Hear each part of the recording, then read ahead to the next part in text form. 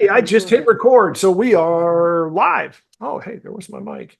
Um, so today, gosh, there's like, because we were just in the preamble venting a little bit, and I just did an article. So one of the things I've thought about is doing and I wonder if we've done this before, where it's the famous, I just want to do X, but as Y. Like I just want to do Uber for dog food, or hey, I just need a site that is PayPal, but it's only for euros or something like that. You get these people that it's like, and I really think we've talked about it from I want to build a business that is eBay, but it's for blah, it's for furniture.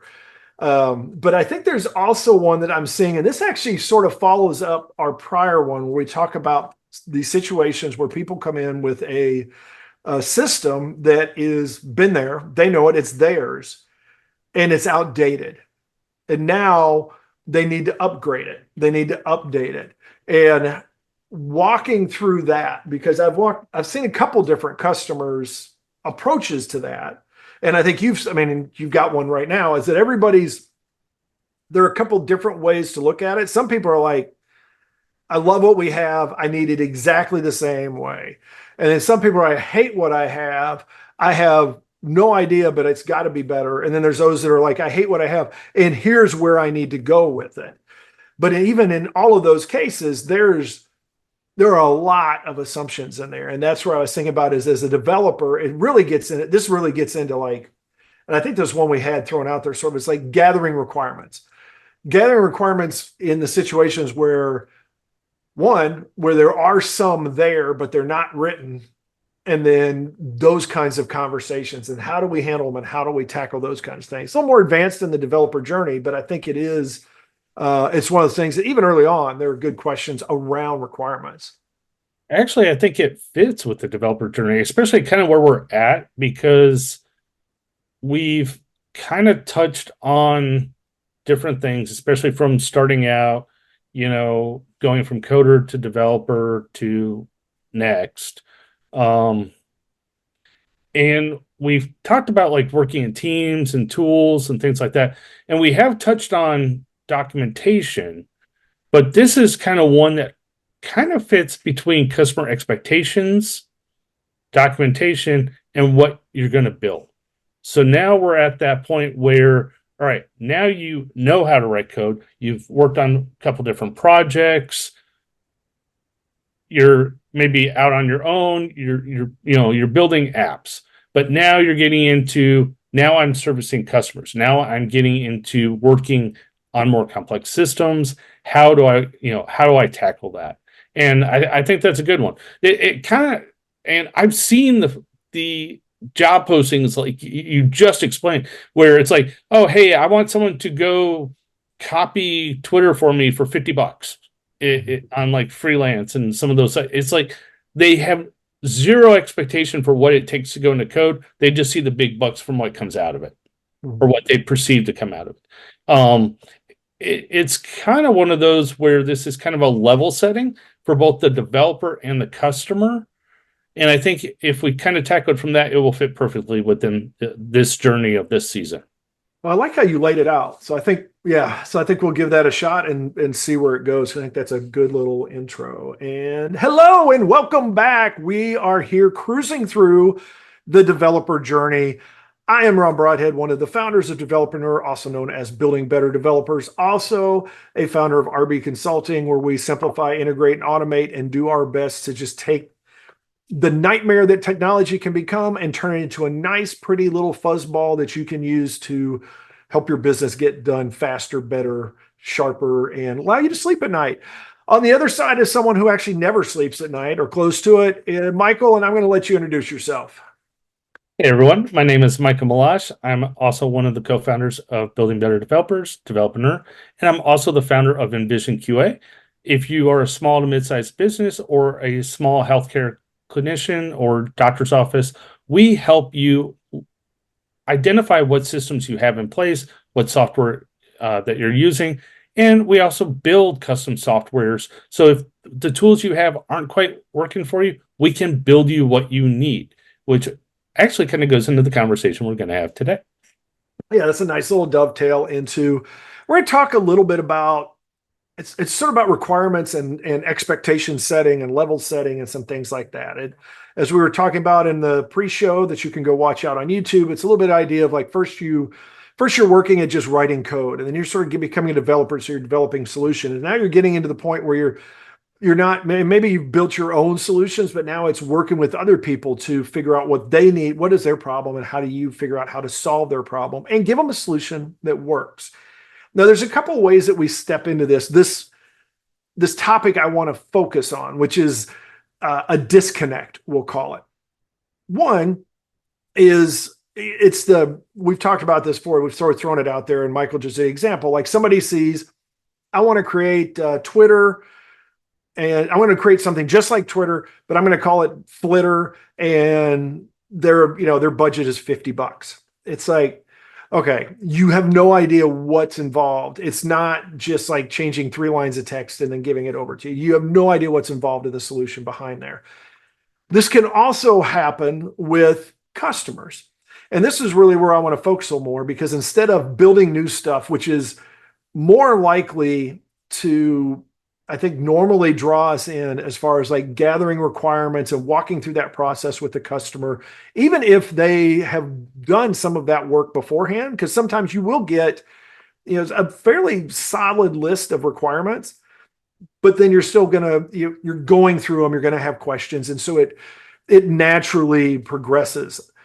When you're dealing with an existing system that a customer has, there's 2 or 3 different ways that people look at it. One, I think I'll go into 3. There's the one where it's an old system that we love. It works great. We really don't want to, it's not broke, don't fix it kind of thing, but we do need to upgrade it because the technology is being sunsetted or something like that.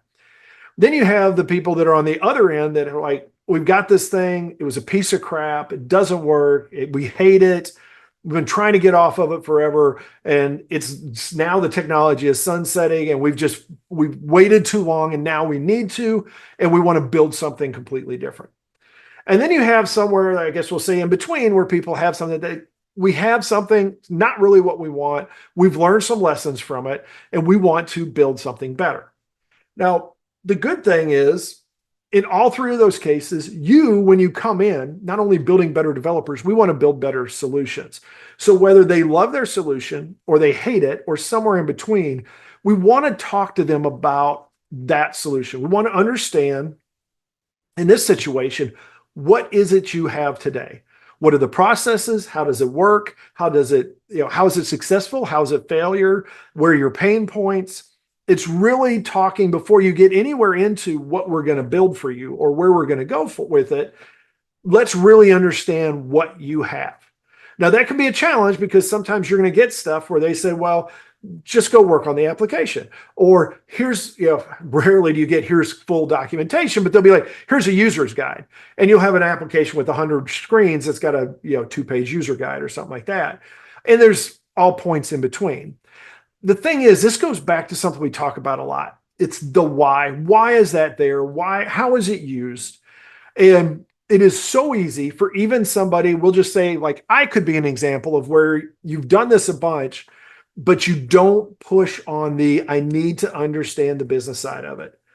And that can run you into problems because now what you're doing is you're making assumptions. You're going to assume that what the customer tells you is exactly what's going on. And while sometimes that's correct, sometimes it's not, particularly with systems. There's a lot of times that we have gone in and done assessments and evaluations and things like that. And you get into it and you find that maybe let's say you start with the CEO, and maybe they like built this from the ground up. So they talk like they know everything. And then you start talking to their team and you find some people that are like, oh, we have this other thing we use. It's not because the CEO is, not smart or something. It's just like people grow and move and they do these other things. And there's stuff that's not on their radar. And you'll find those kinds of things. And even within their systems, they may use it all the time. And it's not, and they think that this thing is just, a smooth integration. And then you find out that, oh no, behind the scenes, It's actually like multiple integrations. They've got all these licenses they've got to have, maybe 2 or 3 vendors involved. And don't even get me started if you've had multiple teams of developers or individuals come in over the years, because this goes back to some of our other conversations, is it always looks like it was written by 50 different people, even if it was 3. And so it gets really difficult to understand what's there, because you can't look at the code unless it's super, super simple. You can't look at the code and know what it does. If it's like add a number, subtract a number, okay, now we're like, then maybe you can look at the code. Even a basic CRUD app where you're just insert, update, delete records, do some listing, there's probably some validations in there. And if you can't crawl through all, if you don't crawl through all the code and make sure you've got every little piece of code reviewed, which is very time consuming, you're probably going to miss something. And even if you do, you're probably going to miss something because it's, sometimes hundreds of thousands of lines of code.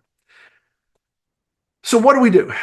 We come back to the fundamentals. One, we want to make sure that we are setting expectations.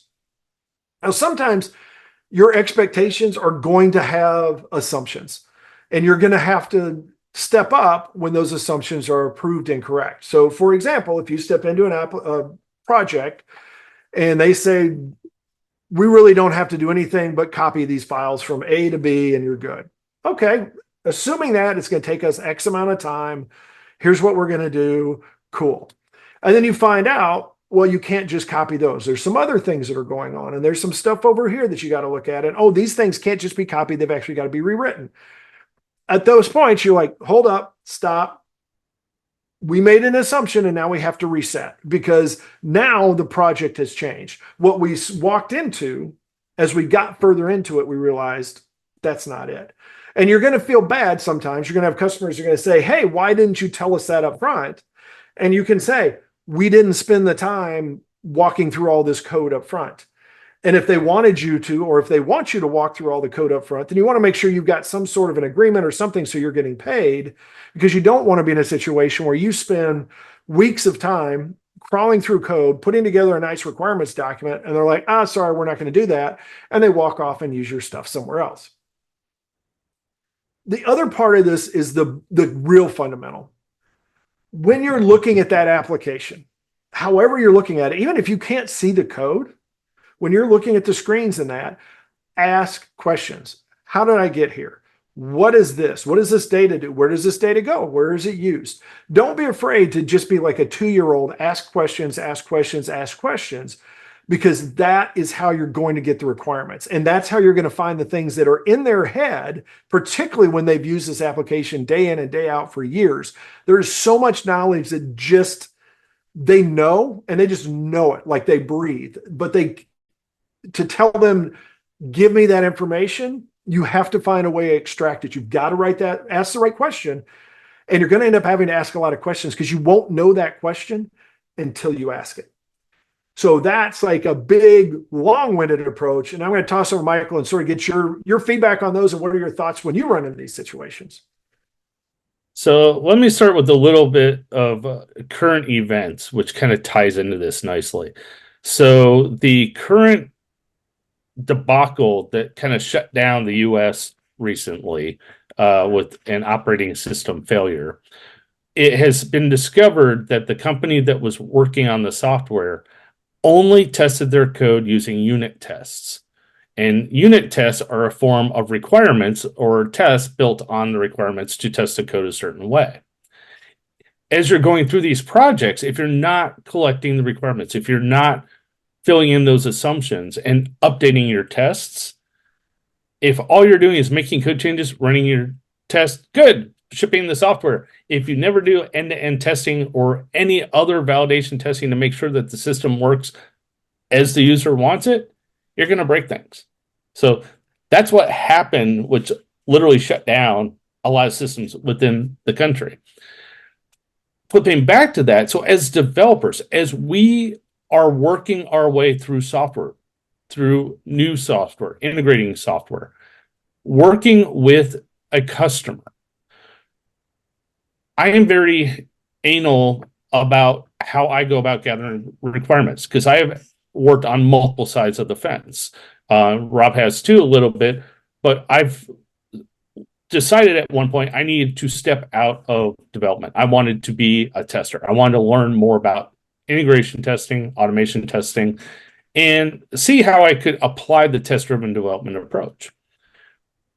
As a developer working on systems, working with customers, especially today, since a lot of our work is done virtually, we do a lot of work through the computer. So it's very important to sit down with your end user or your customer and have them walk through the system with you. Do they have a login screen? Well, if you have a login screen, you have to ask yourself, okay, sure, it takes a username and password, but if you have some type of authentication, they probably are not thinking in their minds that they probably have role-based permissions or role-based interfaces where certain things happen in the application for certain people. So this person may come in that are an admin, they see everything in the system. It's like, cool, this is how it works. You build it that way and you roll it out, and next thing you know, hey, why can my customers access payroll? That shouldn't happen. Well, you didn't show it to me that way. So there's a lot of nuances with software that your end user, your customer, may not know. So you're going to want to talk to more than one person, if you can, about the system. Rob mentioned writing up software requirements. Well, sometimes you don't have the time. Sometimes you're pitched with, hey, we have this. So you're going to make a bid or an initial bid or statement of work to say, hey, I can do it for X based on these assumptions. However, once you get in there, very quickly try to find out if those assumptions are right. Don't wait too long. If you can catch this within the first few days, you usually have a little more bandwidth to go back and say, hey, we need to reevaluate this contract. What you pitched us does not match what we have. However, sometimes what you are told is fairly close to what you have within the system. So you get in there, okay, things are going along as expected. But like Rob said, there might be assumptions or things that aren't seen from the end user's perspective. So as you're walking through an application, even if it's for the first time, at the start of the contract, walk through the user stories. So what is a user story? A user story is how a person interacts with the system. What is the person doing on the keyboard? What are their objectives? I am coming to this page to do what? What is my expectation from the application, and what is the result? So you're kind of thinking that black box testing, information in, information out. But there's stuff that happens there that you have to break down so that you can actually write the code or fix the code or even understand what the code is doing behind the scenes. So this kind of gets into that whole white box, gray box testing, development. You have to look at things to gather this information. And as you're doing this, you're going to find that there are what are called happy path or simple user stories for the basic implementations of the system. Most companies and most users have that. But what they don't have is all the other things that are required to keep that happy path working. Like, for instance, with the login, can the username, is it an email? Is it just numeric characters? Is it alphanumeric? Does it have to have special characters? What conditions are required just for the username? Password, same thing. Now, if I'm logging into the system, okay, sure, I can have a user account, but what happens if I try to log in 3 times? Does my account get locked? Does my account expire? If I log in, am I logged in forever? Do I never have to log in again? So just in that scenario alone, I've already thrown out half a dozen scenarios that you need to think about and account for just for a login page. But from the user's perspective, hey, I log into this application. It lets me in if I put in the right password. It doesn't let me in if I have an incorrect username or password. From the end user, that's what they see. But from a developer, we have to think about all those nitty gritty details to make sure that the application works. Now, I've kind of really dragged down on that path, but it's one of those where attention to detail from a developer's mindset, it's not just about, hey, I have this feature. No, I need to understand how this feature works and works with the system as a whole, not just that piece. Because it could work for me, my unit test could pass, but when you get to the end user, I click here to get to this page. Whoops, I just broke that. That doesn't work, but my page works, but I've now broken other implementations or other features within the system. So you have to be careful with what you do, but you also have to think about these things from the end user's perspective while thinking about it as a developer. So that way, even if you don't do the requirements, you have an idea to start building the software. And if you do it from a test-driven perspective, you're writing all these tests first, all these scenarios first, and then you're building the code that the test will test. So essentially, if you're doing a login, okay, I have a username, I have a password variable, I pass it into this method, I should get logged in, or I should be rejected because it's not a valid password. And then you essentially write those methods and then change your test to call that method from the hard-coded pass and test your code. So that's kind of my soapbox on this part of it. Rob, what are some more of your thoughts? I do want to say that when we talk about setting expectations and the whole, like, I don't know how many times I've seen stuff where it's like, it's really a simple project. You just have to take this thing and move it from point A to point B. I think if you struggle with getting your customer to understand the complexities involved, I think the login is one of the most perfect examples to work with, because it is literally dozens, if not more, of decisions that are made with a login. And it's stuff like Michael talked about. It's like, and some people think, oh, well, it's how complicated is your password? And then what is is your login a name or is it an email address? Well, this is where you go a lot deeper. Is there's things like, okay, what characters aren't allowed? What characters aren't allowed for the name? Are you going to have a display name that this user is going to be seen elsewhere in the system? Is that their login? And if so, that's a security risk, because now somebody at least knows what their login is. And so you don't necessarily want that, which is the same thing. If it's their email address, then somebody could guess their email address and use that as a login. Do you want to do that? What happens if they forget their password? What happens if you want to add, maybe initially do, or maybe later you want to add some multi-factor authentication? How does that work?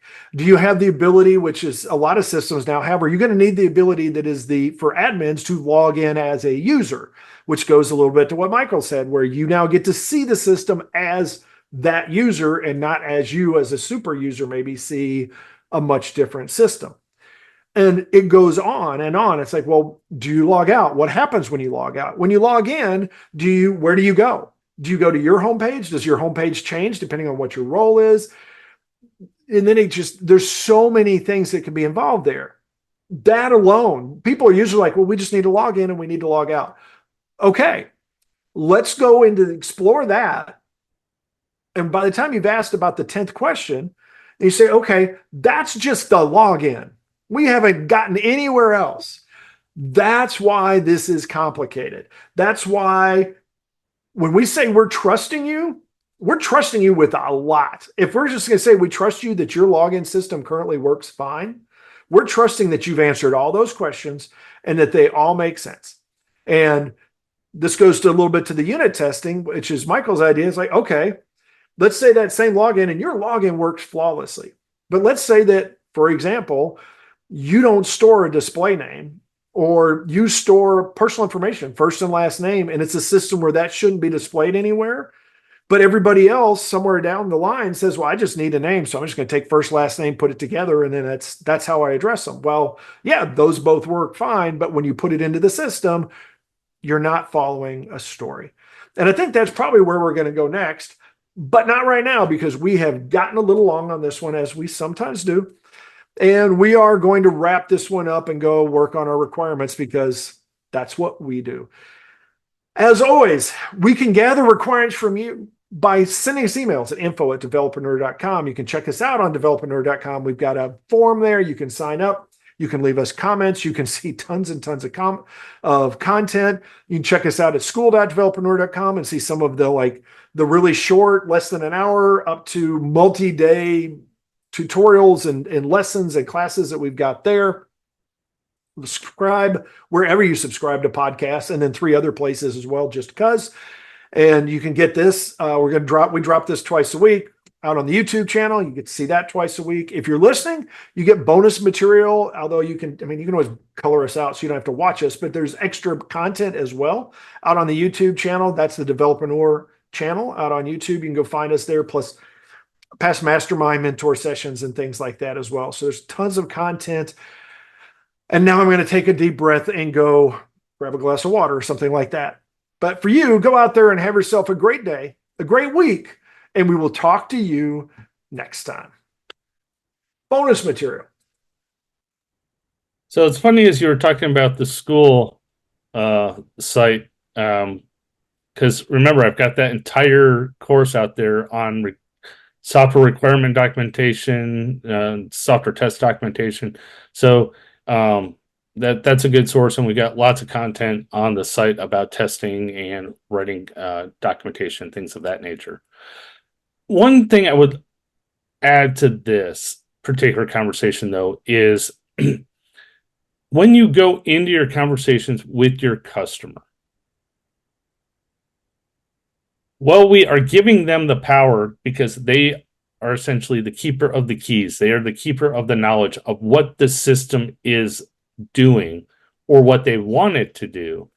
We have to make the assumption that, one, we know nothing. We have assumptions, but we know nothing about what they have or what they want unless we've been working on it. So if you're coming in fresh, assume nothing. Assume everything's wrong. 2, take anything someone gives you for a requirement and pick the hell out of it.